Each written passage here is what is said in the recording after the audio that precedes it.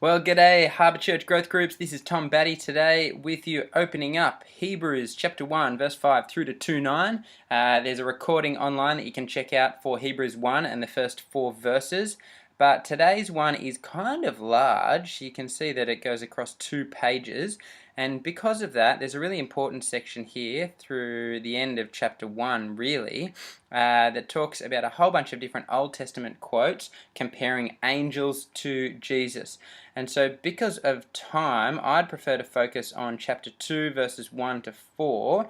And so I'm going to cheat a little bit. And so what I'm going to do is, instead of flowcharting it in front of you, I'm going to delete that and then import in. We'll see if this works. Da, da, da, da. Here is the flowchart that I prepared earlier, and I'll just talk you briefly through this. The first few verses, as you can see, are all about what the angels aren't. Even though the subject is the angels, we're actually not talking about the angels, because he says, the author says, "For which of the angels did God ever say, 'You are my son'?" The answer is none of them. "Today I've begotten you." No angels were spoken about like that. Which of the angels were spoken to and said, "I'll be your father, he shall be my son"? None of them. And again, what about how many angels are worshipped by angels? None. Look, of the angels, the reality is they're just winds and they're just ministers, and they serve other things. And so the contrast is, and I've put it in a different color here so that you can see what's going on, but of the Son, well, he's the boss, right? His throne is forever and ever. He rules over everything. He's got some creation stuff going on here, and his years will never end. He's eternal. And so the final part, which kind of concludes these Old Testament quotes, is the author says, "Now to which of the angels did God ever say, 'Sit at my right hand until I make your enemies a footstool for your feet'?" Because, look, the angels, in reality, they're just ministering spirits sent out to serve for the sake of those who are to inherit salvation. And so there's just a big contrast here going on between angels and the Son, and the conclusion here is the Son is heaps better. So that's the background as we lead into this part that I want to break up and flowchart in front of you. So this part here is a therefore. Now whenever we get a therefore, that's important. It's a linking word, and so it links us between the thing that happened just up here and the section that's going on beneath. So because of what we've learnt about the difference between the Son and the angels, what are we going to conclude? Okay, we must pay much closer attention. Okay, this is the main thrust or the big push that the author's trying to say. We've got to pay much closer attention. So I might, how about I just make that whole thing, we must pay much closer attention. I'll make that bold, and I want to make that bigger as well to make it stand out. What are we going to pay attention to?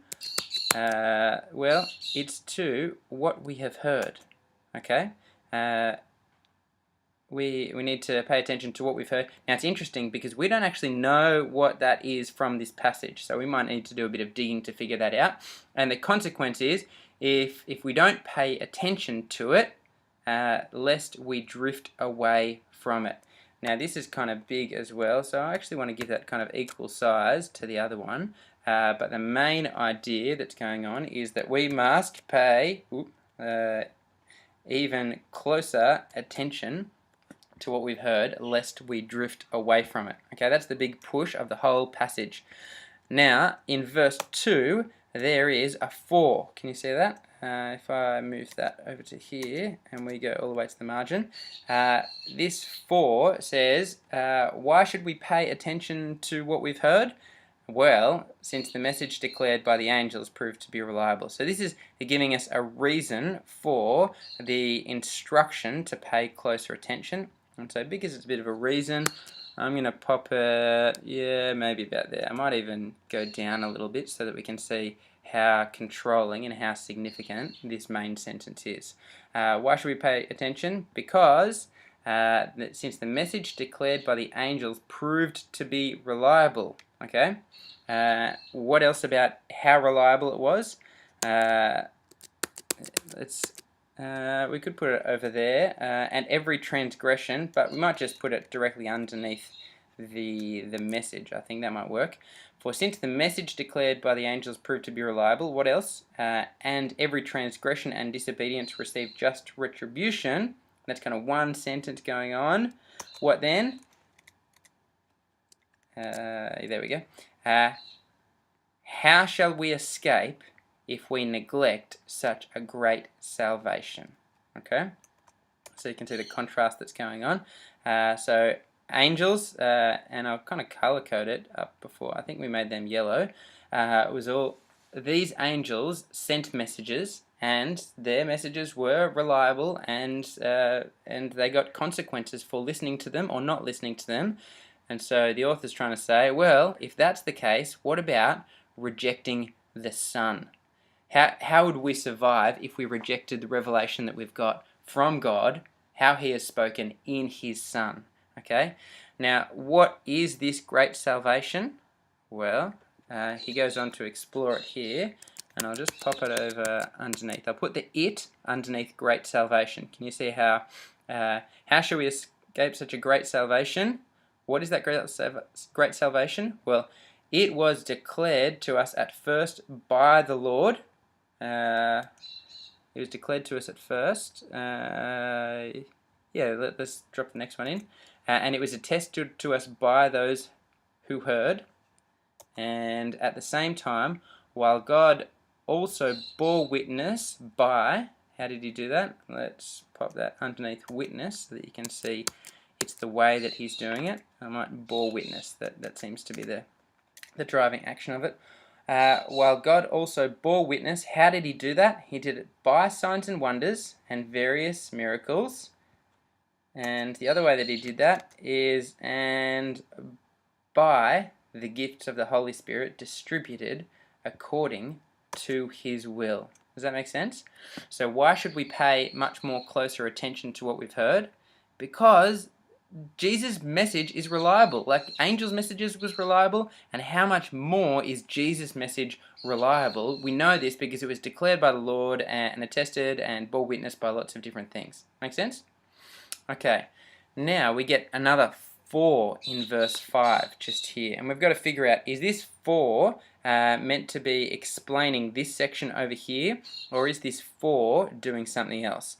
I'm inclined to align it up with, I'll just tab it over just there we go, with this "for" over here, because I think it seems to be explaining again why we should pay more and more attention to what we have heard. Does that make sense? That's why I'm putting it directly underneath the other "for."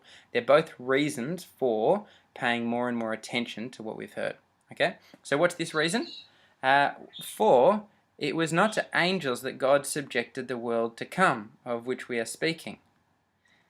Okay, what does he mean by that? Well, he's going to tell us, for it has been testified, it has been testified somewhere, and now he's going to introduce what has been testified, and that's this quote from Psalm 8.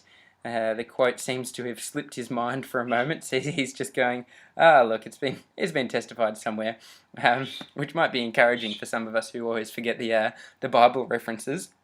But anyway, he quotes from Psalm 8, talking about how important it is to pay more and more closer attention to Jesus. It says, "What is man that you are mindful of him, or the Son of Man that you care for him? For you made him a little lower than the angels, you've crowned him with glory and honor, putting everything in subjection under his feet." Now, most people would have always read this as mankind or humanity that we're talking about here. But the author of Hebrews is talking about someone else. He wants to explain it differently.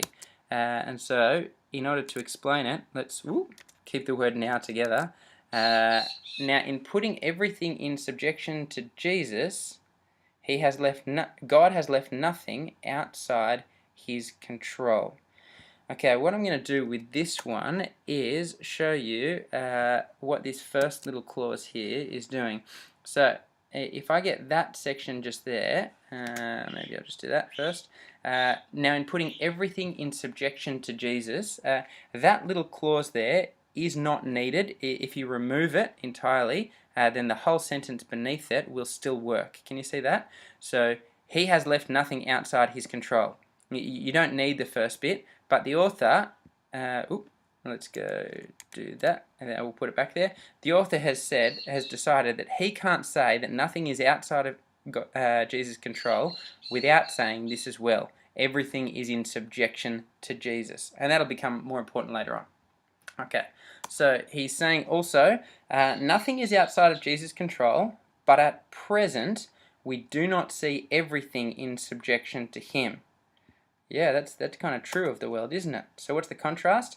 But we see him, that's Jesus, who for a little while was made lower than the angels. So at the start we heard that Jesus was higher than the angels, but now we're seeing that Jesus has lowered himself, or been lowered. Why? He was made lower than the angels, namely Jesus, and then he was crowned with glory and honor. What's the purpose of that? I'll just put that underneath there so you can see. Because of the suffering death, so that by the grace of God, Jesus might taste death for everyone. Okay, that's Hebrews chapter chapter 1 through to chapter 2, verse 9. And I hope you can see as I might kind of zoom out here. There we go. That's a little bit better. Can you see that the Old Testament stuff leads up into this one big push in chapter 2, verse 1, and the reasons for that push are given here and here. Okay, growth groups, it's your job now to figure out what this meant for the original recipients and what this means for us here in Shell Harbour. Have fun!